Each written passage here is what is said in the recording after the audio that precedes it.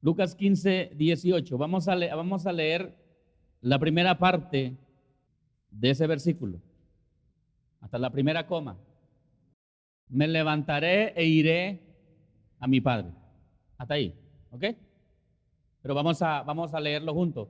Me levantaré e iré a mi padre. No, por favor, vamos a leerlo. Punto. Una vez más. Me levantaré e iré a mi padre. Una vez más. Me levantaré e iré a mi padre. Una última vez. Como que no los escucho como convencido. Como que usted lo dice convencido. Una última vez. Me levantaré. Amén. Dile al que está a tu lado. Cuando todo parece perdido, levántate y ve a tu padre. Esa es la clave. Cuando todo parece perdido.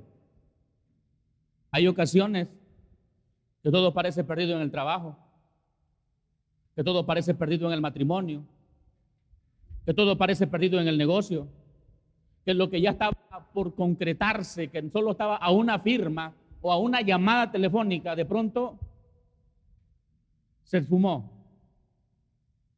Que ese que era tu contacto para lo que tú planeabas hacer, de pronto se alejó, se enojó o se murió. Y parece que todo está perdido. La parábola del hijo pródigo, todos la conocemos. Yo creo que si se la paso a paso ya no tiene caso.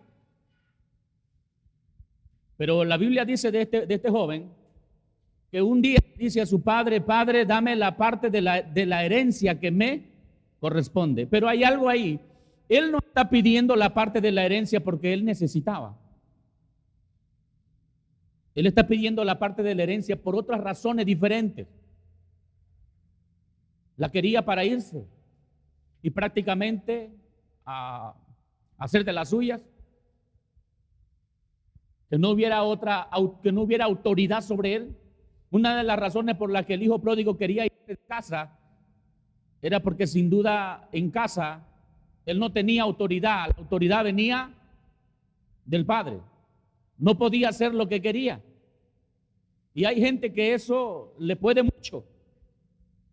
No le gusta que haya alguien por encima de. Pero hay algo todavía más tremendo. El padre teniendo toda la autoridad para poder decirle: no te lo voy a dar. No es el tiempo de dártelo.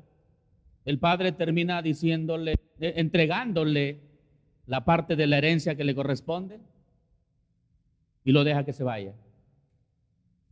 La parábola del hijo pródigo, realmente el padre representa a Dios y el pródigo nos representa a nosotros. Por naturaleza, no nos gusta estar bajo autoridad. ¿Y qué significa estar bajo autoridad? Estar bajo autoridad significa que tiene que estar dispuesto a que alguien te dé instrucciones y tú obedecerlas.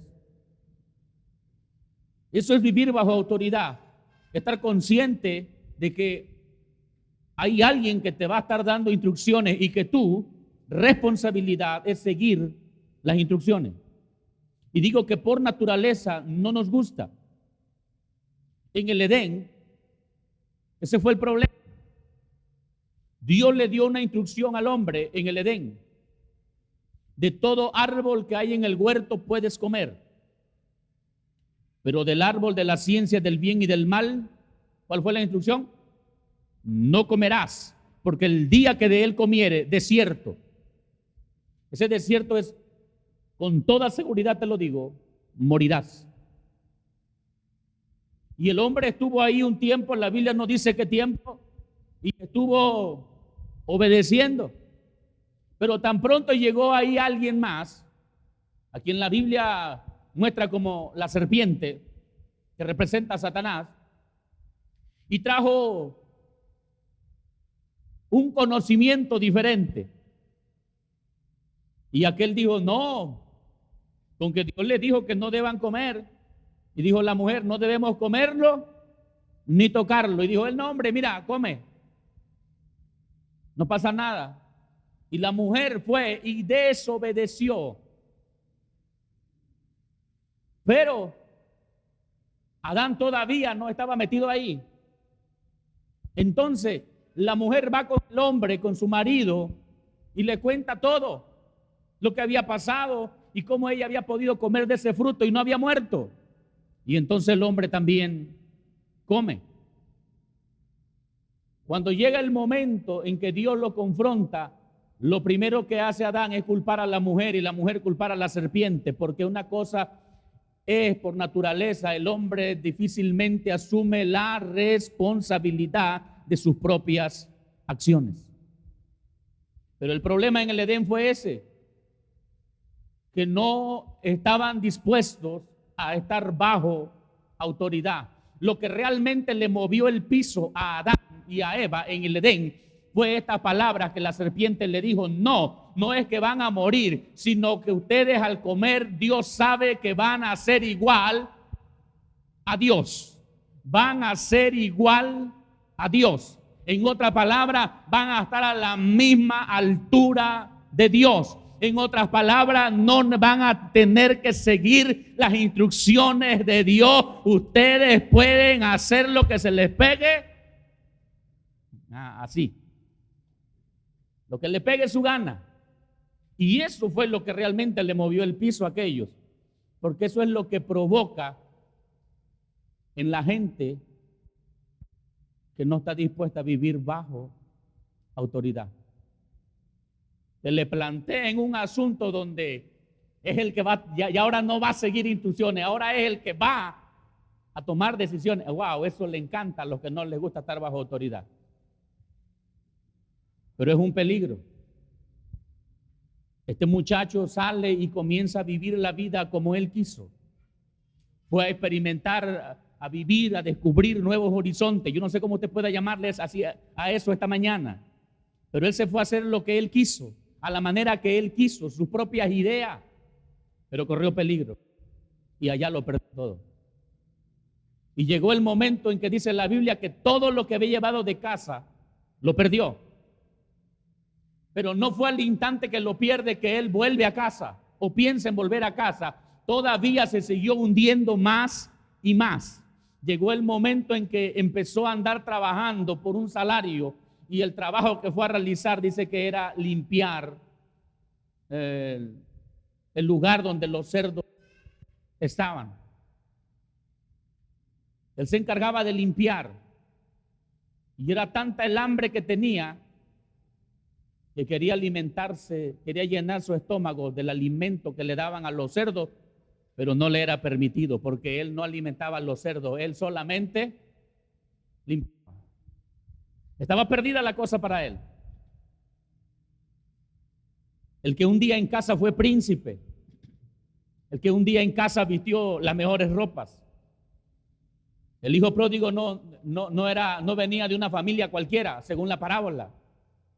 Venía de una familia pudiente, tanto que un día él dice, en la casa de mi padre hay muchos jornaleros que tienen, una palabra clave ahí, tienen abundancia de pan. O sea, si los sirvientes, hermanos, si los sirvientes tenían abundancia de pan, imagínense los hijos. Imagínense en la casa real, imagínense en la casa del padre, cómo estaba el asunto. Pero allá solo lo perdió todo. Y yo vengo a hablarte esta mañana de cuando todo parece perdido. Cuando parece que ya no hay solución, cuando parece que ya no hay respuesta, todavía Dios tiene una salida para ti, todavía Dios tiene una alternativa, todavía hay una puerta abierta por donde Dios quiere llevarte para que puedas ver su gloria. Aleluya. Génesis 37 nos habla a nosotros de la historia de un joven llamado José. Un muchachito de apenas 17 años. pero que lo vemos como el posible heredero que tenía Jacob. Aquella mañana dice la Biblia que lo llama el padre, lo llama Jacob y le pone una túnica nueva, pero no solamente era una túnica nueva, era una túnica de colores. Y la túnica de colores representaba mucho más que una simple mudada nueva de ropa. La túnica de colores representaba honra, representaba una mejor posición dentro de la familia. La túnica de colores por lo regular la llevaba el patriarca. Y en este caso que el patriarca le estaba poniendo la túnica de colores a uno de sus hijos menores, lo que el patriarca estaba diciendo, él es el siguiente patriarca en esta familia. Y yo vengo a decirte que cuando Dios empieza a honrarte, cuando Dios empieza a mostrarte, cuando Dios empieza a bendecirte, hay quienes se van a levantar molestos por lo que Dios está haciendo contigo, pero no te preocupes porque Él dijo, yo voy a estar contigo.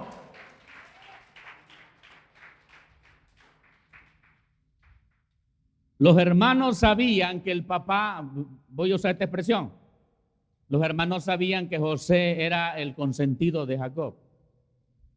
Pero lo que les pegó esa mañana, que el papá le dice, ve a ver a tus hermanos, allá donde están cuidando el rebaño, ve a verlos, ve qué están haciendo, entérate de todos los asuntos que ellos hacen y ven y platícame. Entonces él sale de casa y va a buscar a los hermanos donde están con los rebaños. Cuando los hermanos lo ven y lo ven con la túnica de colores, empieza a corroerlos la envidia. Y dice, ahí viene otra vez el soñador. El soñador. Yo creo que no solamente la expresión ahí viene otra vez el soñador, yo creo que no refería únicamente a José era uno que siempre tenía sueños. La Biblia habla de los sueños que el muchacho había tenido. Uno de esos sueños era que él veía que había 12 manojos de trigo. Y 11 se inclinaban ante un manojo. Y ese manojo, dice José, era el mío. Estaba hablando de sus 12. Entonces el papá enseguida entendió. El papá dijo, mira hijo, cálmate. Esos 12 manojos representan a tus 12, a ustedes 12. Ellos son 12 hermanos. Pero tú estás queriendo decir que tú eres el que va a gobernar, que tú eres el que va a estar por encima. Pero entonces tiene otro sueño y en el otro sueño ve que el sol y la luna y 11 estrellas se inclinan delante de él. Y entonces el papá lo reprendió y el papá le dijo, estás queriendo decir que tu mamá, yo y tus 11 hermanos nos vamos a postrar delante de ti. Estás equivocado. Estás equivocado. Iglesia, hay ocasiones que Dios va a poner en tu corazón sueño, hay ocasiones que Dios va a poner en tu corazón visión, hay ocasiones que Dios va a poner en tu corazón visión para un negocio, visión para algo, para un ministerio en lo que Dios te ha llamado. Y los primeros que se van a levantar para decir que eso no viene de parte de Dios son los que están cerca de ti. No siempre, pero la mayoría de las veces. Pero hay una cosa que tienes que tener en claro, que el sueño Dios, si Dios te dio un sueño para ti, el sueño no es para la familia. Dile que está a tu lado, si Dios te dio un sueño a ti, el sueño es tuyo. No, por favor, profetícele con fe. Dile, si Dios puso un sueño en ti, ese sueño es tuyo. Ese sueño es para ti. No necesita creerlo nadie más mientras lo estés creyendo tú. Es mi sueño. Y los hermanos sabían de los sueños de Jacob. Pero aquella mañana yo creo que no solamente hablaban, cuando dicen viene el soñador, no solamente hablaban del que tenía siempre sueños, sino el sueño de traer la túnica de colores. ¿Qué era? ¿Qué le dije que era? El siguiente patriarca, el siguiente líder, al que le van a tener que rendir cuenta a ustedes los mayores. Y yo creo que dicen los otros, ¿cómo se dice? ¿Me fue la expresión? Está soñando ese. Ajá. Se cree ese que, ay, Dios bendito. Ahí viene otra vez ese que se cree que nosotros nos vamos a doblegar delante. Ahí viene ese que se cree que Dios le habla. Ahí viene ese que se cree que Dios lo usa. Ahí viene ese que se cree que Dios lo va a hacer pastor. Ahí viene ese que se cree que Dios le va a hacer de mucho dinero. No sé dónde venga, pero por ahí viene. Yo pensé que iba a decir por acá, pastor, por acá viene, por acá está llegando. Aleluya. Y con todo y aquellos sueños que Jacob tenía, de pronto llega con sus hermanos, y sus hermanos por envidia lo toman y lo meten a una cisterna. Y dice la escritura en Génesis 37 que sus hermanos hablaban de matarlo. Sus hermanos hablaban de matarlo. Y por eso digo yo, cuando todo parece perdido. Cuando todo parece perdido. David nos dice en uno de los salmos que él estaba en el pozo, en medio del lodo cenagoso. Pero él dice que este pobre clamó y Jehová lo oyó. David lo que está diciendo es que en medio del pozo, pero para David era un pozo figurativo, era el pozo de la desesperación, pero en medio de ese pozo de desesperación, dice David, clamé y Dios me respondió, me dirigí al Padre y Él me dio una respuesta, Él me dio una salida. Es algo que hace José en la cisterna. La Biblia no dice que si José oró, la Biblia no dice si José lloró, la Biblia no dice nada, solo la Biblia dice que él fue metido a una cisterna y mientras él estaba en la cisterna, arriba los hermanos estaban comiendo, estaban tranquilos, platicando, porque hay gente que mientras te llevaron a derrumbarte, mientras provocaron tu tristeza, mientras provocaron tus lágrimas, hay gente que con toda la calma del mundo, aunque fueron los causantes de tu dolor, ellos se sientan muy tranquilos a estar comiendo. Y mientras ellos comían, había uno metido en el pozo. Pero en lugar de estar llorando, seguramente estaba clamando, confiado en que una palabra había recibido de parte de Dios y que ese sueño se iba a hacer una realidad. Y aunque estés en medio del pozo, pero si tú clamas, Dios se va a manifestar para sacarte adelante en el nombre de Jesús. Todo estaba perdido, todo parecía perdido para José. Ese día era su último día, eran sus últimas horas. Y seguramente tenía que estar pensando en su último deseo. Pero el último deseo seguramente era que se cumpliera el propósito de Dios en su vida. Dile al que está a tu lado, cuando te vengan pensamientos de que te llegó tu hora, de que quizás es tu último momento, dile, tu última petición sea que se haga la voluntad de Dios en mí. Que se haga la voluntad de Dios en mí. David decía, Jehová cumplirá su propósito en mí. Aleluya. Ya lo habían desterrado. Ya David estaba fuera de la nación. Casi imposible de regresar a su tierra. Y quizás alguien llegó y le dijo, David, estás acabado. David, estás acabado ya. Pide tu último deseo. Pide tu último deseo, David. Y yo me imagino a David decir, ok, es mi último deseo. Mi último deseo es este. Jehová cumplirá su propósito en mí. Aleluya. David dice, mi último deseo es que Él haga en mí su voluntad. Y la voluntad del Padre era hacerlo rey en Israel. Y tuvieron que regresarlo. Y la voluntad del Padre era llevar a José a sentarse en la silla de Faraón. Y cuando Dios tiene un plan contigo que es siempre, y tú estás dispuesto a caminar en la voluntad del Padre, iglesia, no va a haber nada que te pueda detener aunque todo parezca perdido. Yo vengo a decirte esta mañana, cuando todo parezca perdido, tu última petición, tu último deseo debe ser este: hágase su voluntad, hágase su voluntad, hágase su voluntad. Y cuando tú dices hágase su voluntad, aleluya, es cuando la salida va a llegar. Y mientras él está en el pozo y los hermanos planeando matarlo, llega una compañía de ismaelitas, y en ese instante ellos son movidos en su corazón, yo creo que por el Espíritu Santo. Dice: ¿para qué lo matamos? ¿Para qué nos manchamos la mano de sangre? Mejor vamos a venderle. Mejor vamos a venderle, porque cuando tú te determinas a caminar en la perfecta voluntad de Dios, iglesia, cuando tú te determinas a caminar en la perfecta voluntad de Dios, algunos creen que te están acabando, algunos creen que te están dañando. Lo que no saben que es lo único que están haciendo es darte un empujón hacia el propósito de Dios para tu.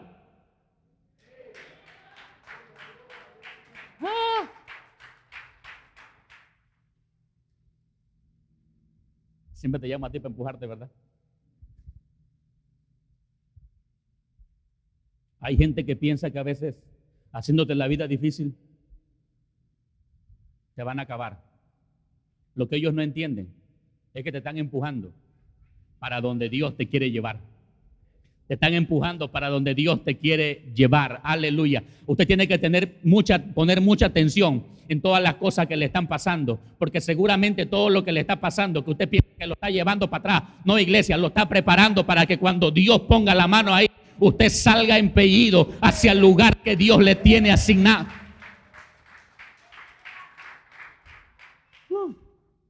Ay, pastor, ¿usted cree que lo que me está pasando a mí venga dentro del propósito de Dios? No, no depende de lo que yo crea. Depende de lo que está creyendo usted. Y ahí donde parecía todo perdido, Dios da una salida. Pero la salida probablemente no era la que esperaba José. Probablemente José esperaba que los hermanos lo sacaran y lo mandaran a casa. Pero no lo mandaron a casa. Fue vendido a los ismaelitas. Y cuando él pensó que ya, bueno, ahí le había tocado con los ismaelitas, cuando llegan a Egipto no se queda con los ismaelitas, se queda en la casa de Potifar. Y todo empieza a marchar bien, todo va marchando bien. Dice, pero eso ya lo dice Génesis 39. Génesis 39 dice que llegó a la casa de Potifar. Y todo lo que tenía Potifar empezó a prosperar, porque cuando tú estás caminando en el propósito de Dios, aunque muchas veces tú estás sintiendo que te está yendo mal, hay gente que a tu alrededor está siendo bendecida, y esa gente que está siendo bendecida va a terminar diciendo: yo fui bendecido por una palabra que usted me dio, por un consejo que usted me dio. Así que le digo esta mañana, aunque usted a veces sienta que no tiene nada y que nada le está saliendo bien, usted no se calle, usted suelte una palabra, usted bendiga, usted ministre, usted ore, porque usted no sabe en qué momento alguien va a levantar para decirse: en ese momento cuando platicamos soltaste una palabra y yo estoy bendecido. Hay mucha gente que a veces en medio de su quebranto lo que hace es callarse,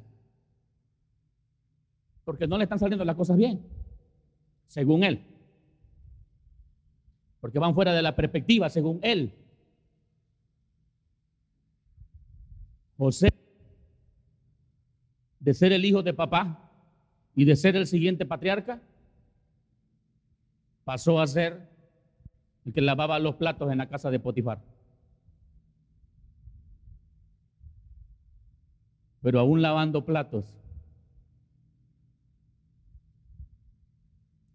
Potifar llega y le dice: yo sé que todo lo que yo tenía desde el día que tú llegaste aquí comenzó a prosperar, porque usted tiene una unción, iglesia, que no depende de la circunstancia que está viviendo, depende de a quién usted le está creyendo.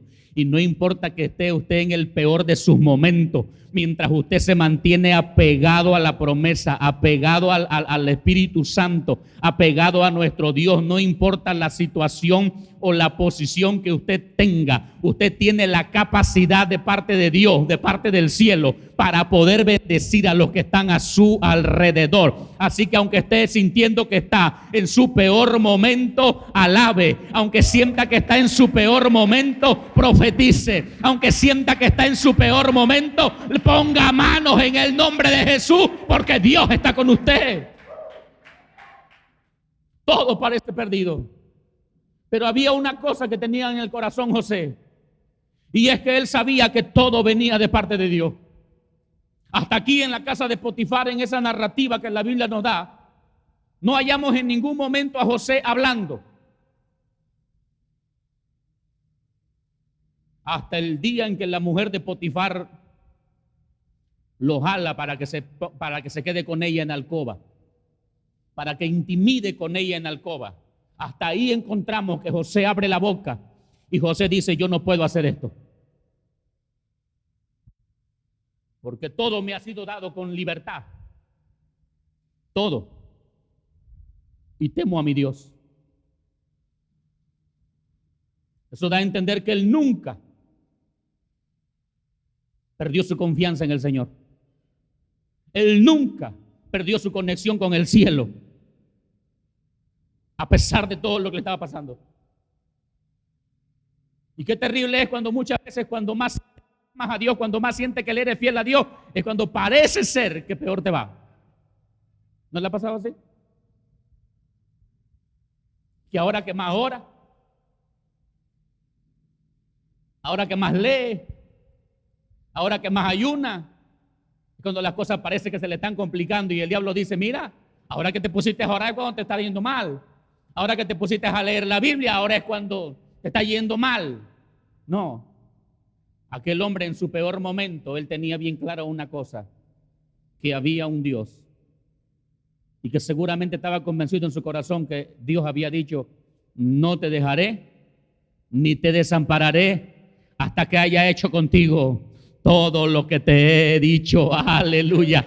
Esa palabra se la había dado Dios a su papá Jacob, y seguramente Jacob no se la quedó callada,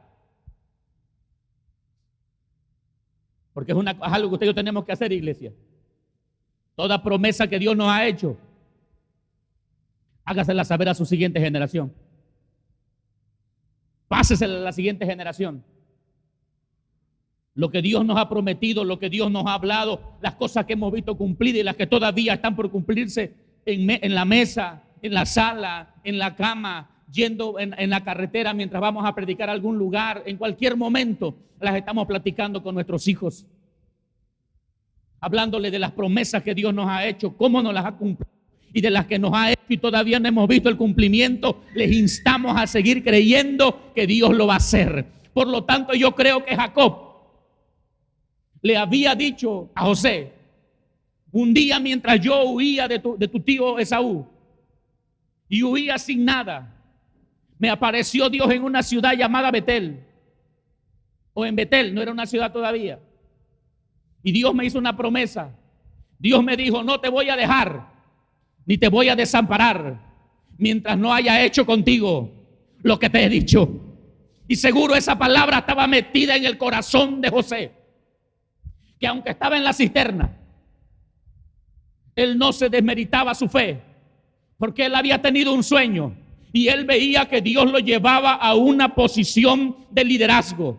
Esos 12 manojos, 11 inclinados y uno de pie, y era el suyo. Eso le indicaba a José que Dios lo llevaba a una posición de privilegio, a una posición de autoridad. Y yo creo que en el pozo estaba diciendo José: Señor, tú me mostraste esto, tú me dijiste esto, y todavía no se ha cumplido. Por lo tanto, yo creo que no me dejarás y no me desampararás hasta que no hayas hecho conmigo lo que me has dicho. Hasta que no hayas hecho conmigo lo que me has dicho. Y entonces Dios dijo: ahí va la salida, vete con los ismaelitas. Llega a la casa de Potifar. Estoy retomando otra vez la historia acá. llega a la casa de Potifar y la esposa de Potifar dice, ven conmigo. Y él dice, no. Y va a la cárcel, pero estando en la cárcel, yo creo que José sigue diciendo, no te dejaré ni te desampararé hasta que no haya hecho contigo lo que te he dicho. Así que aquí en la cárcel yo me sigo tranquilo porque él no me deja y él no me desampara porque todavía no ha hecho lo que me ha dicho. ¿Hay alguien aquí esta mañana que pueda decir, hay algo que Dios me dijo y todavía no lo ha hecho? Quiero un gloria a Dios así, con gozo. Todos aquellos que Dios le dio una palabra y todavía no la han visto cumplida, denme un amén, pero con alegría. Aleluya. Para ustedes esta palabra, dígala conmigo. Esto dice el Señor a todos aquellos que tienen una palabra y todavía no se ha cumplido. El Señor dice, no te dejaré ni te desampararé hasta que no haya hecho contigo todo lo que te he dicho.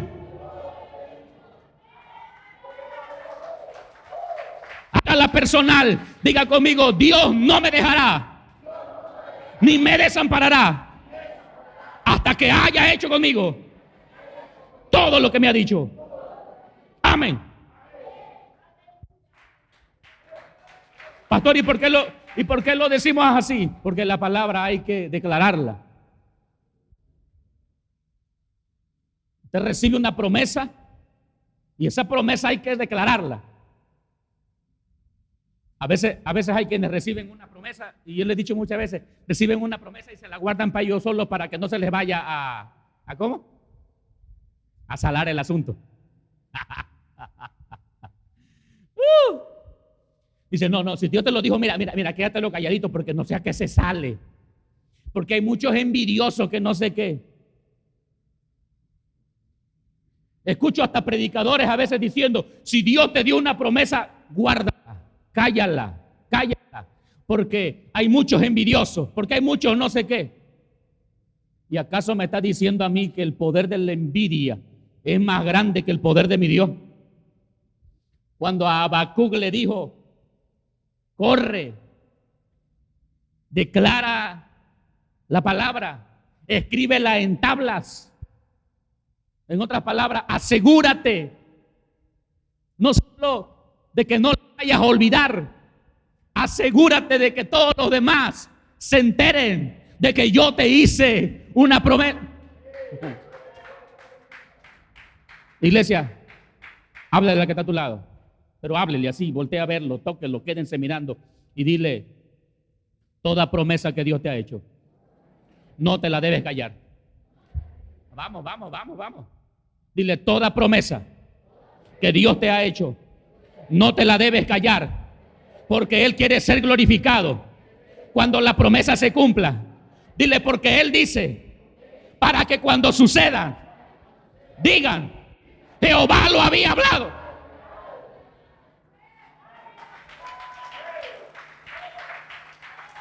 Pero si a usted le dan una promesa y usted se la guarda por temor a que se le va a salar, nadie se entera que tiene una promesa. Cuando la promesa se le cumple, ¿cómo sale usted diciendo? Es que Dios me lo había prometido. No. A usted Dios le da una promesa y usted no se calla la promesa. Ahora yo le pregunto, todos aquellos que tienen una promesa de parte de Dios, yo le pregunto, y que todavía no se les ha cumplido, yo hago esta pregunta, iglesia. ¿Ya lo ha hablado? ¿Ya lo saben los que están a su alrededor? ¿Ya lo sabe su descendencia? ¿Ya lo saben sus amistades? Como que no a todos.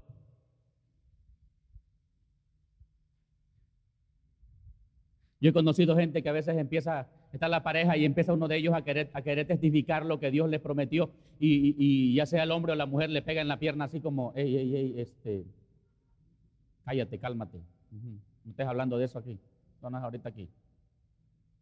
Las promesas de Dios son para anunciarlas, son para testificarlas, para que todo el mundo sepa que Dios tiene cuidado de ti, para que todo el mundo sepa que a Dios no le está pasando por alto tu situación, sino que Él está pendiente de tu situación y ya tiene lista la salida, tiene lista la palabra, tiene lista la promesa, tiene lista la bendición. Aleluya, en el nombre de Jesús.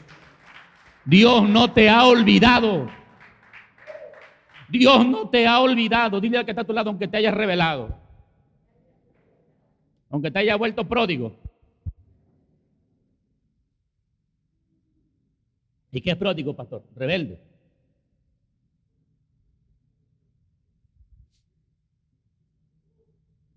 Cuando todo parece perdido, Dios te va a poner una salida que tú ni te la imaginas. Y la salida de la casa de Potifar fue la cárcel. Fue la cárcel. Y quizás algunos digan, ¿por qué Dios permitió que fuera la cárcel? Porque si había uno en posición legal de poder asumir el segundo puesto después de Faraón, ¿saben quién era? Potifar.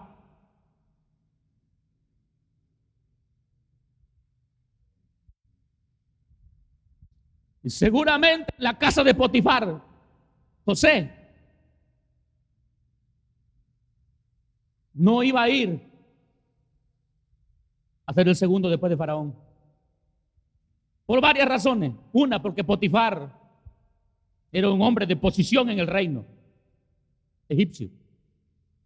Otra, porque Potifar no iba a soltar al que estaba siendo su mejor hombre. Potifar no iba a soltar al que él estaba entendiendo, voy a hablarlo así, al que él estaba teniendo como su amuleto. Y lo digo porque eran idólatras. Y cuando ya le han dicho a Potifar, José se quiso acostar con tu mujer, porque esa fue la acusación de la mujer. Potifar llegó.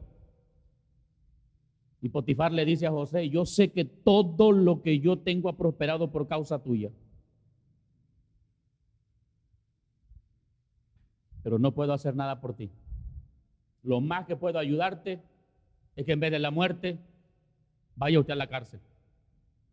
Y lo metió a la cárcel. Lo que no sabía es que Dios ya tenía preparado la conexión en la cárcel. Hay conexiones inesperadas que Dios te va a traer, de donde menos te imaginas, para llevarte a donde Él ya tiene planeado. Hay consejo que va a venir de la boca de quien menos te lo esperaba, para llevarte a donde Dios quiere tenerte. Y en la cárcel parecía todo perdido, porque José no tenía sentencia de 1 año, 2 años o 3 años. José había sido enviado a la cárcel. Y como esclavo José, la única oportunidad que José tenía para salir de la cárcel, la estamos hablando humanamente, la única oportunidad que José tenía para salir de la cárcel es que hubiera alguien que pudiera pagar el precio por él para poder llevárselo de esclavo. Pero ¿quién iba a atreverse a pagar?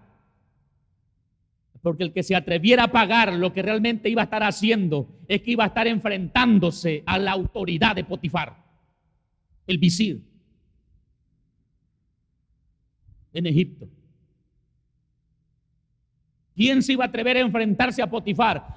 Por lo que yo puedo entender que José humanamente estaba sentenciado a morir en la cárcel. Todo estaba perdido para José. Pero entonces Dios envió a la cárcel a un copero, al copero del rey. Y cuando hablaba el copero del rey con José, el copero se entera ahí que José era uno que interpretaba sueños.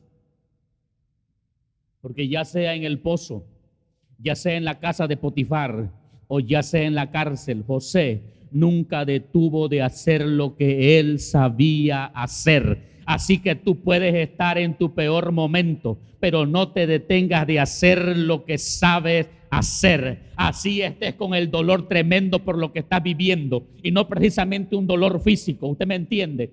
así puedas estar con el dolor más tremendo en tu alma, en tu espíritu, no te calles de proclamar que tienes un Dios fiel, que tienes un Dios verdadero, que tienes un Dios de poder. Aleluya. Ya sea en la cárcel, ya sea en el pozo, testifica de su grandeza. Porque eso es lo que a ti y a mí nos va a dar la salida. Es lo que a ti y a mí, cuando todo parece perdido, nos va a decir: hey, acá hay una solución, hey, acá hay una salida. Y ahí se entera el copero que había un hombre en la cárcel llamado José que interpretaba sueños. Y entonces vino el copero y estaba el copero y el panadero del rey. Y el panadero del rey llegó y le dice: José, yo tuve un sueño, a ver, y yo vi que tenía una canasta de panes sobre la cabeza, con toda clase de panes y de manjares, pero había aves de rapiña que estaban comiéndose el pan. Y le dijo José: en 3 días el rey va a colgar tu cabeza y las aves se van a comer tus carnes. Se enojó el panadero y dijo: este está loco. Pero entonces vino el copero y el copero trajo también su sueño.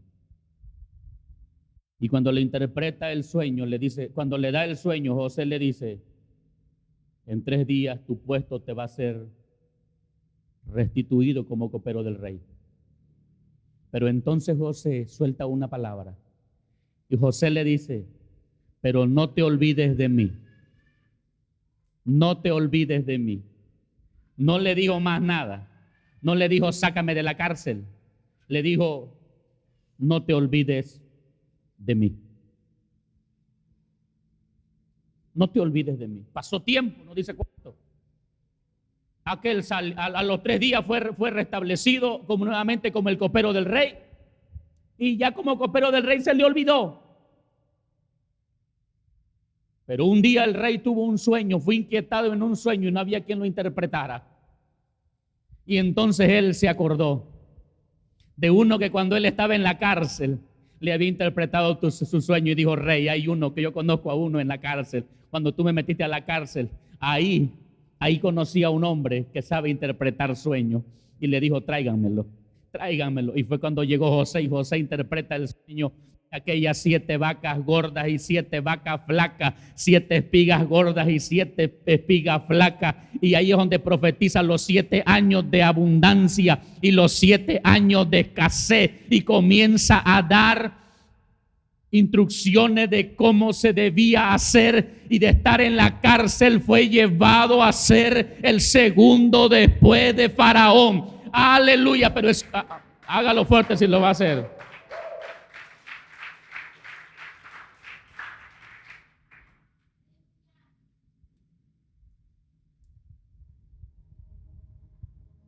Santo, santo, santo.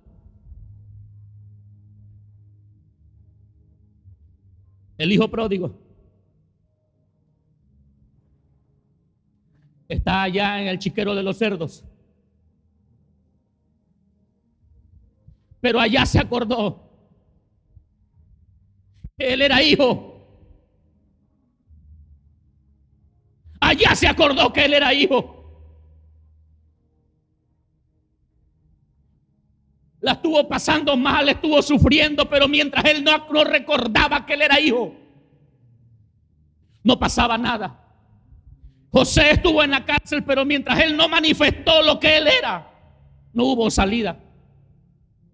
Hasta que él manifestó que era servidor de Dios y que interpretaba sueños. Eso fue lo que lo sacó. Lo que sacó del chiquero al hijo pródigo fue que él empezó a manifestar lo que él era. Y yo creo que él dijo: yo no soy un limpiador de cerdos. Yo no soy para estar cuidando la granja. Yo soy un hijo. Y dice: me levantaré e iré a mi padre. Lo que él está diciendo: yo soy un hijo. Yo soy un hijo. Y cuando él llegó a la casa del padre, el padre fue movido a misericordia, corrió y lo abrazó y lo besó y dijo: vamos a hacer fiesta porque este es mi hijo. Yo traigo una palabra de parte de Dios esta mañana. Lo que te va a hacer salir de ese momento donde todo parece perdido es lo que tú eres. Así que si usted es un ministro de alabanza, así que si usted es un predicador y está pasando por crisis, o usted dice: yo soy un adorador, yo soy un hijo de Dios, yo soy un hombre, una mujer de fe, en medio de tu peor momento, donde todo parece perdido, levántate y di: yo soy tu hijo, yo soy tu siervo. Hay aquí gente que quiera salir de su peor momento.